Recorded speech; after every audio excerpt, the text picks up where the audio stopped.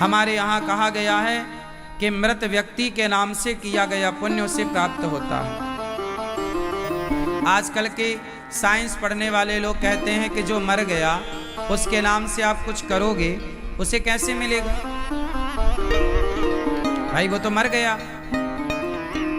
अच्छा ये बताओ,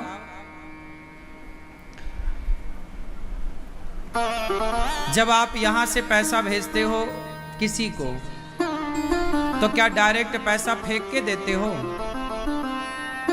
आपका कोई भाई दिल्ली रहता है, बंबई रहता है, अमेरिका रहता है और उसे पैसा भेजना हो तो कैसे भेजोगे?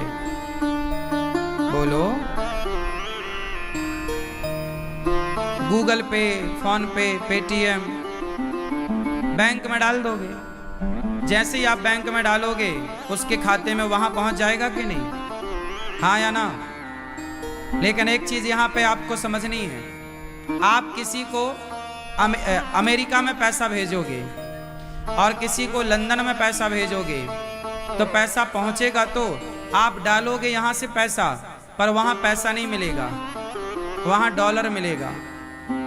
अमेरिका में डॉलर मिलेगा, लंदन में पाउंड मिलेगा। आपने जो पैसा यहां से दिया वो तुरंत किस में कन्वर्ट हो गया? डॉलर में। हाँ या ना? जो करेंसी वहां चलती है उसमें कन्वर्ट हो गया कि नहीं? बोलो हाँ। उसी तरह जब तुम अपने बाप के नाम का, पिता के नाम का, माता के नाम का, पूर्वजों के नाम का यहाँ श्राद्ध करते हो, कोई पुण्य करते हो, तो उन्हें वहाँ पर वैसा प्राप्त होता है जैसा वहाँ पर उनको जरूरत होती है। जिस योनि में वो हैं, जहाँ हैं, उन्हें जिस चीज़ की जरूरत है, आपका पुण्य उन्हें उस रूप में प्राप्त होगा। जैसे पैसा डॉलर के रूप में मिला, ऐसे आपके द्वारा किया गया पुण्य उन्हें उस रूप में प्राप्त होगा। जैसे आपने किसी को अन्न दान दिया, आपने किसी ब्राह्मण को, किसी भूखे को, दीन दुखी को अन्न खिलाया कि भाई ये पुण्य हमारे पितरों को मिलना चाहिए, तो वहां पर आपके पितर, अब आपके पितर कौन हैं? एक होता है पितृलोक। कौन सा लोक? जैसे बैकुंठ लोक है, देवलोक है, स्वर्ग लोक है, मृत्यु लोक है, ऐसे ही एक पितृलोक है। हमारे पूर्वज, जब आदमी मरता है ना, जैसे स्टेशन में आपने देखा होगा, ट्रेन यदि लेट होती है तो एक वेटिंग हॉल होता है, वहाँ पर यात्रीगण जाकर के वहाँ वेटिंग हॉल में ट्रेन का इंतजार कर सकते हैं। वहाँ सब प्रकार की व्यवस्थाएं बैठने उठने की हैं। हाँ या ना? उसी तरह जिनने ज्यादा पुण्य नहीं किया, ज्यादा पुण्य करते तो या तो स्वर्ग मिलता या तो मोक्ष मिलता।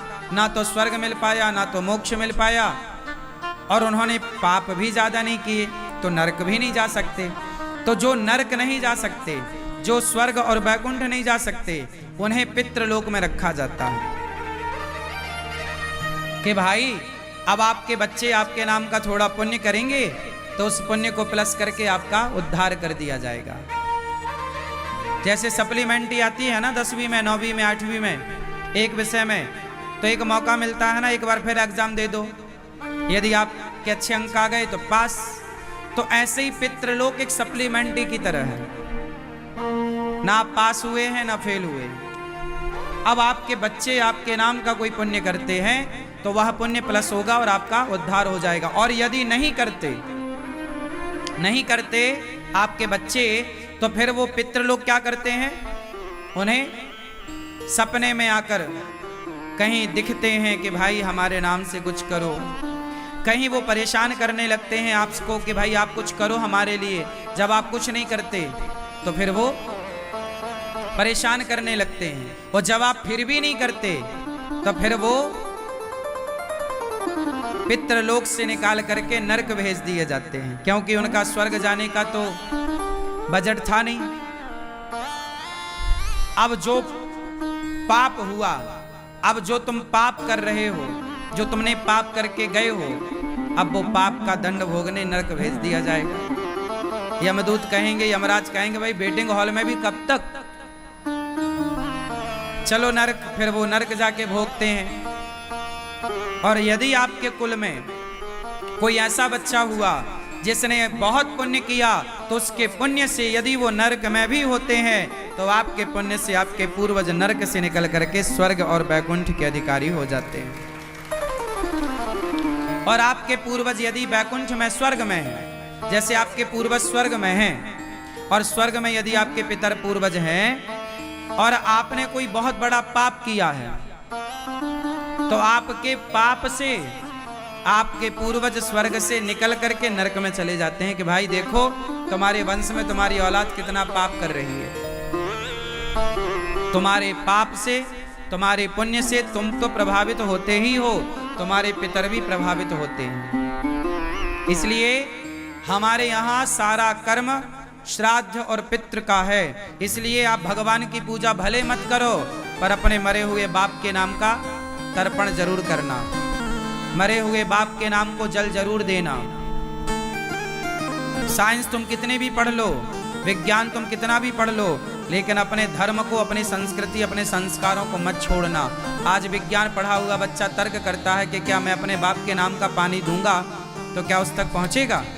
वो इस तर्क के आधार पर काम करना छोड़ देता है, वो श्राद्ध तर्पण करना छोड़ देता है, जबकि ये परंपरा है।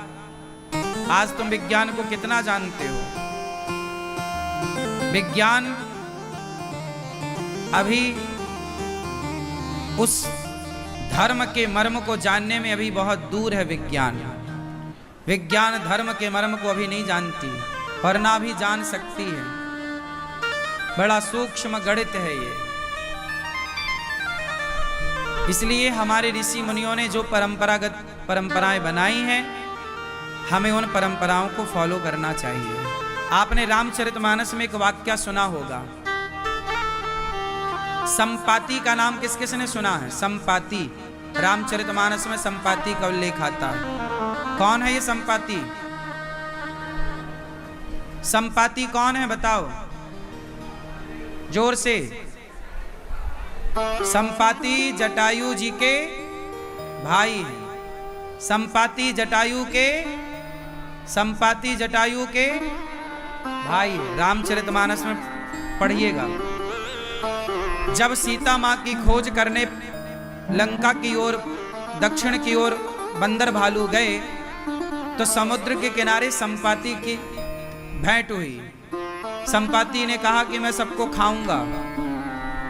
तब वानरों ने कहा कि इससे अच्छा तो जटायु था जो राम की सेवा में काम आया। तो संपाति बोला कि तुम जटायु को नाम कैसे जानते हो?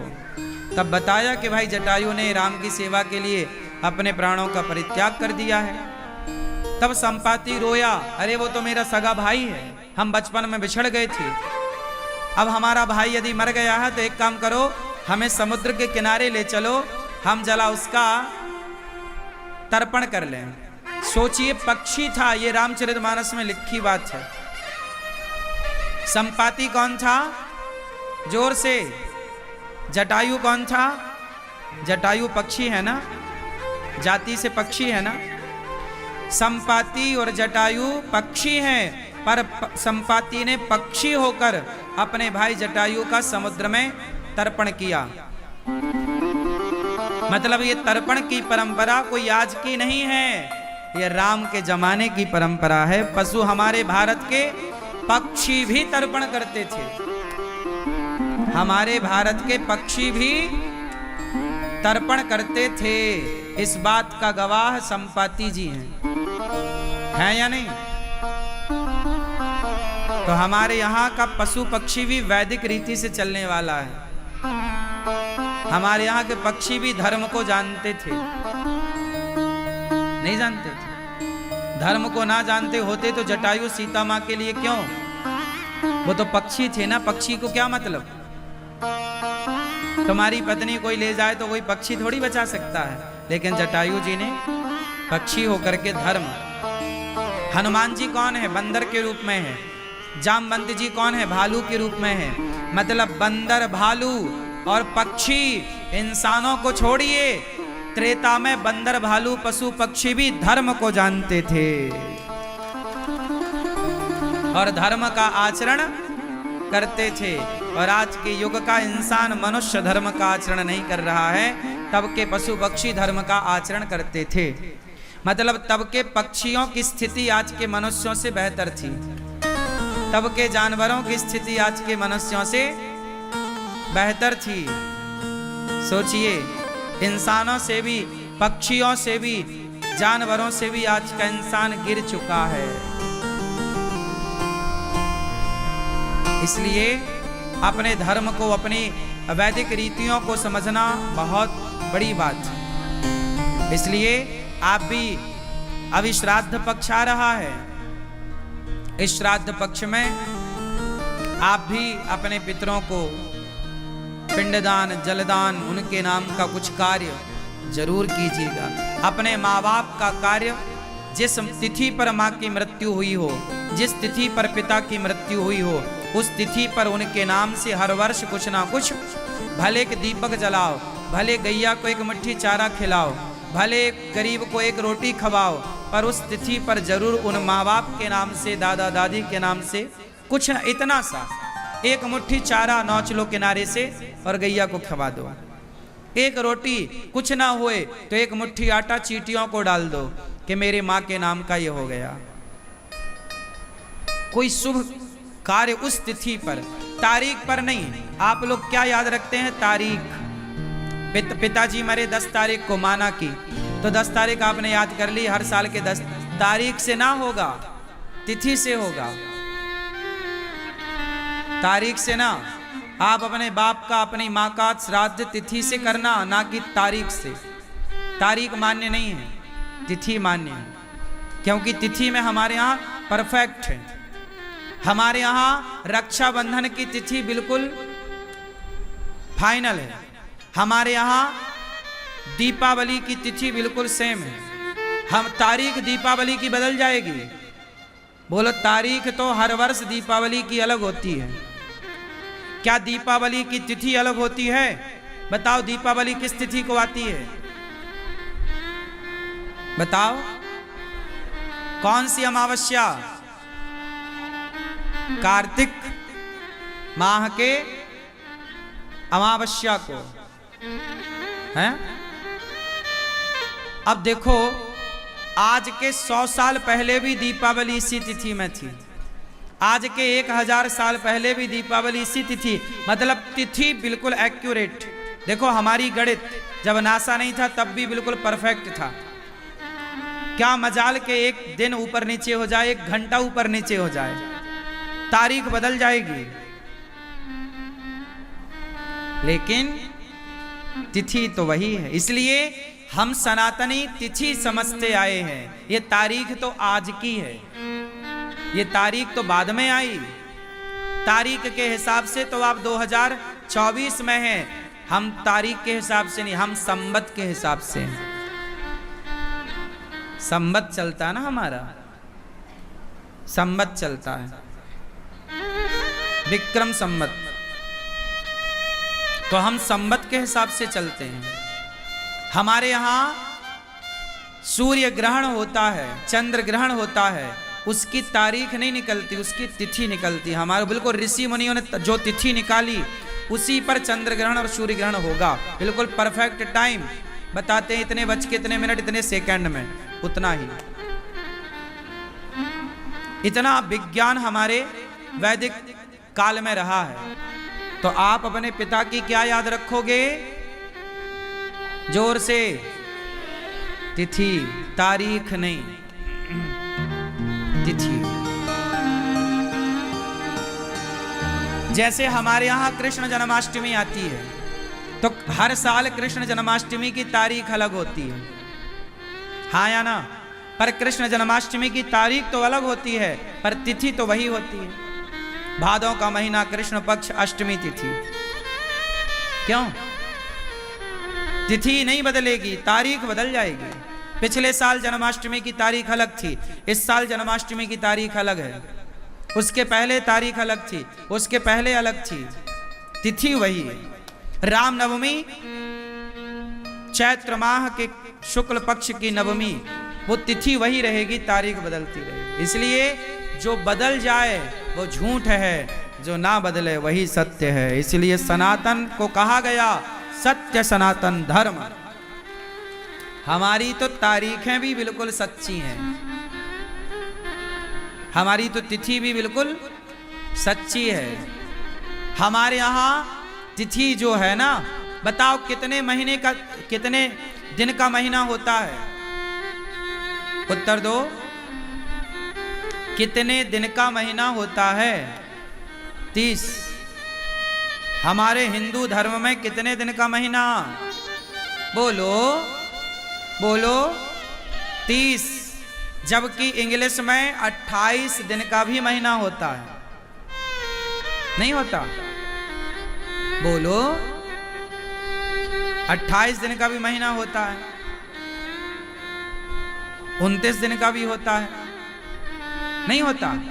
और 31 दिन का भी होता है। क्यों जी, बात सही है?